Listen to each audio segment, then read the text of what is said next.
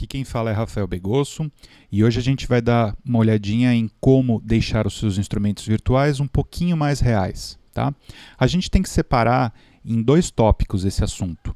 O primeiro deles é o seu próprio conhecimento em termos de orquestração e arranjo. A orquestração um pouco mais voltada por repertório tradicional e de música para filme, games, etc. E arranjo se a gente estiver falando de música popular. E o segundo ponto é em relação ao seu conhecimento de todos os parâmetros e de como programa certinho os instrumentos que você tem à sua disposição. Em relação ao primeiro, mais voltado para a parte de orquestração, a gente tem os livros mais clássicos e tradicionais. Eu gosto muito do Walter Piston, o tratado de orquestração dele, e o Samuel Adler, tá? Mas também, hoje em dia, tem materiais em todas as línguas e materiais muito bons disponíveis na internet. Então eu recomendo que você corra atrás desse assunto, aprenda o máximo, até porque isso é um aprendizado contínuo. A gente não para de aprender isso. Quanto mais a gente se informa e mais a gente exercita essas coisas, melhor a gente fica nesses conceitos. E se vocês quiserem que eu grave um vídeo ou uma série de vídeos sobre algum assunto específico desses, deixa ali nos comentários que eu vou ter o maior prazer de ajudar vocês, tá? O vídeo de hoje é um pouquinho mais técnico e ele vai ser exatamente sobre aquele segundo ponto que eu falei no início, tá? E espero que vocês possam aproveitar e o mais importante de tudo é tentar pôr em prática esses conceitos que eu vou apresentar aqui hoje para vocês, tá bom?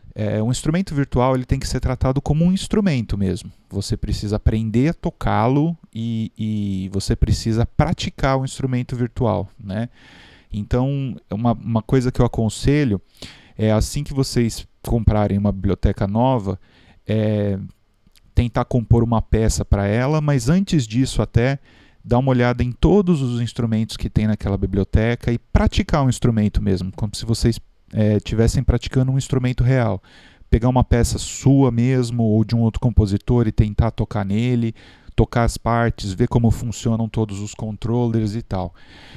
Um bom ponto de partida para isso são os manuais dos próprios fabricantes, né?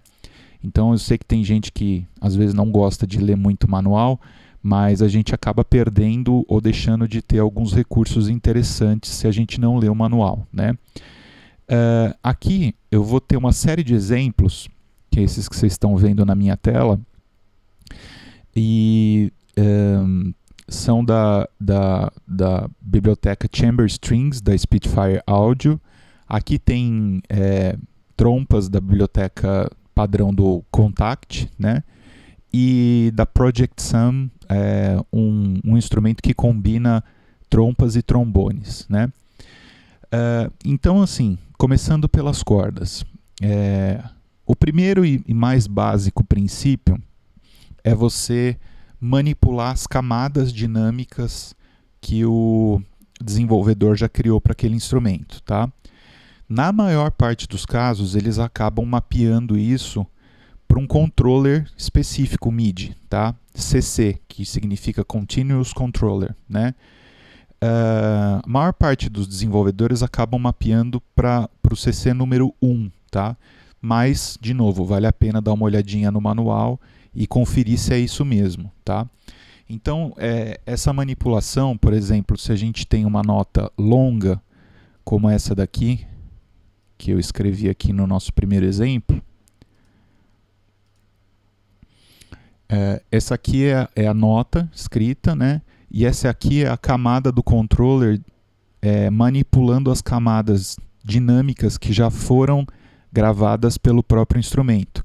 Então aqui, se a gente fosse transformar em termos musicais, seria um piano ou pianíssimo talvez, indo para um mezzo piano, mezzo forte e acabando numa nota forte, tá? Vejam como isso dá uma expressividade legal para a nota longa.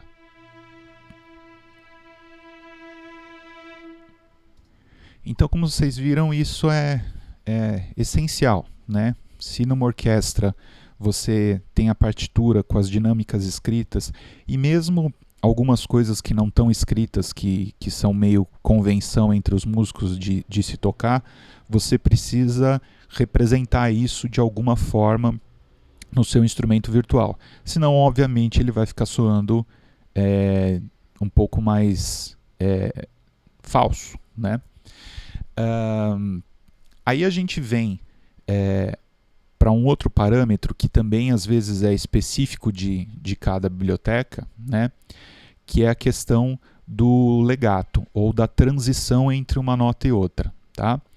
A biblioteca Chamber Strings da Spitfire, ela é muito legal, porque ela tem um patch, que a gente chama, né? Que é na verdade é um instrumento, pode ser considerado, mas tem esse nome específico de patch, e ele chama Performance Legato. E o legal dele é que ele tenta já, por uma série de parâmetros, já prever como é que isso soaria da forma real. Tá? Se a gente abrir o manual deles aqui, a gente vai ver aqui nesse subtítulo Performance Legato que o ataque, né, ele é controlado pela velocity, que é, na verdade, a intensidade com que você aperta a sua tecla, com que você pressiona a tecla do seu piano controlador, né? Aqui no Cubase, a gente tem essa linha vertical aqui, que você vai mudando se você quer mais velocity ou menos velocity, tá? Esse controle do ataque, na verdade, ele é único dessa biblioteca e de algumas outras da Spitfire. Então, como eu falei, vale a pena dar uma olhada no manual para ver o que controla isso e se tem até esse controle. Tá? Aí, a parte do legato é legal, primeiro de tudo, né? Se você quer uma nota legato numa biblioteca que tenha esse controle, você tem que deixar uma nota invadir o espaço da outra, porque aí ele vai disparar uma transição gravada. Se você deixa assim ou assim, não vai ter essa transição, tá? Então você vai acabar soando como se não tivesse tocado essas duas notas de forma ligada, tá? E essa biblioteca ainda vai mais longe, né? Porque ela tem transições mais devagar para você tocar duas notas mais longas e transições mais rápidas, tá? E é muito legal porque ele mostra aqui na aba do instrumento qual legato ele está usando. Então aqui, ó, o fingered, né? Aqui tem o bowed, aqui tem o portamento, aqui tem o legato para notas rápidas e aqui tem o legato de runs, né? Agora, como isso soa? Vamos dar uma olhadinha aqui. Então, esse primeiro aqui é o fingered. Ó.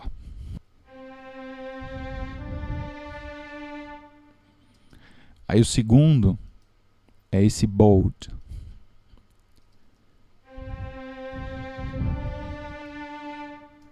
O terceiro é o portamento.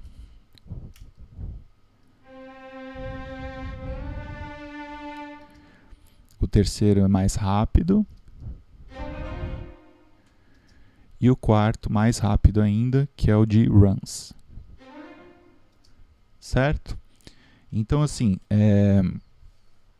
tá tudo explicado aqui no manual e também envolve, obviamente, a velocidade com que você toca, né? Então, é um instrumento muito inteligente, expressivo, inteligente, e por isso dá um certo trabalho de programar, tá? Mas nem todos os instrumentos vão ter esse nível de detalhamento. De novo, você tem que conhecer o seu instrumento para saber programar bem, tá? Em geral, para notas curtas, a velocity, que a gente estava vendo que controla a transição dos legatos, ela vai controlar a intensidade, tá? Também depende da sua biblioteca, mas em geral, se você tem uma série de notas em articulação de notas curtas, a velocity vai controlar a intensidade, como por exemplo, nesse exemplo aqui do spiccato, tá? Aqui não tem controller funcionando, nenhum controller funcionando, a não ser a velocity, que é a que controla a intensidade. Vamos ouvir como é que soa esse trecho aqui. Tá vendo que quanto maior aqui, mais intensa, mais forte é a nota, né? Agora, a gente tem algumas bibliotecas mais simples que não tem essas dinâmicas, essas camadas dinâmicas gravadas, né? Como, por exemplo, as bibliotecas que vêm já no Contact, né? Que elas são bibliotecas antigas da VSL, né? Mas mesmo assim, a gente pode conseguir um certo nível de expressividade a mais com um outro controller que a gente tem, que é o CC11, que é o que a gente chama de Expression, tá? Então, a gente pode, da mesma forma, manipular esse controle para ter alguma sutileza dinâmica, né? É óbvio que não é a mesma, né, sutileza dinâmica que a gente tem quando isso já foi gravado e você só precisa programar. É mais um controle de volume, praticamente. Apesar de que a gente tem o CC7 também, que ele controla especificamente o volume MIDI, né? O volume MIDI ele é representado aqui no Contact por essa setinha aqui, esse triângulo, né? Esse slider aqui, né? Eu gosto de deixar o CC7 e as alterações aqui para me dar controle entre uma biblioteca e outra. Então vamos supor que uma biblioteca é gravada mais alta ou mais forte do que outra. Então eu controlo e equilibro elas através daqui, tá? Eu deixo o CC11, que é o Expression, exatamente para esses instrumentos que não têm camadas dinâmicas gravadas, ou até, por exemplo, se tem um instrumento que tenha, mas eu quero que ele tenha o timbre do piano, mas ele soe mais forte, aí eu manipulo o CC11, entendeu? Então, por exemplo, aqui no meu exemplo de trompas e trombones da Project Sam, então vamos ouvir essa biblioteca da Project Sam, que tem as camadas dinâmicas gravadas e mapeadas para o CC1, tá? Esse é um patch que tem trompas e trombones, e vamos ouvir como é que ele soa. Mas vamos supor que eu queira esse som e essa variação dinâmica, tá? Só que tudo bem mais para fraco, bem mais para piano, né? Tem um timbre diferente, né? E é exatamente por isso que a gente acaba dando preferência para os instrumentos que têm essas camadas dinâmicas gravadas. Mas aí vamos supor também que isso talvez não esteja funcionando no meu arranjo, na minha mixagem. Aí eu posso vir no CC11, vocês estão vendo aqui que ele está nesse nível aqui que eu já deixei, mas ele pode vir até suavizar mais ainda, não sei se vai dar para vocês ouvirem muito. Só a sobrinha do som, né? Ou dá para eu deixar ele no volume máximo. Então ele ficou com um volume maior, mais o timbre do piano, tá? E aí a gente vai manipulando esses controles da forma que a gente achar que o nosso instrumento fica mais expressivo, né? Então por esse vídeo é isso, pessoal. A gente se vê no próximo. Se você gostou, por favor, dá um like ali no botão do YouTube. Se puder, compartilhe com seus contatos, compartilhe com seus amigos.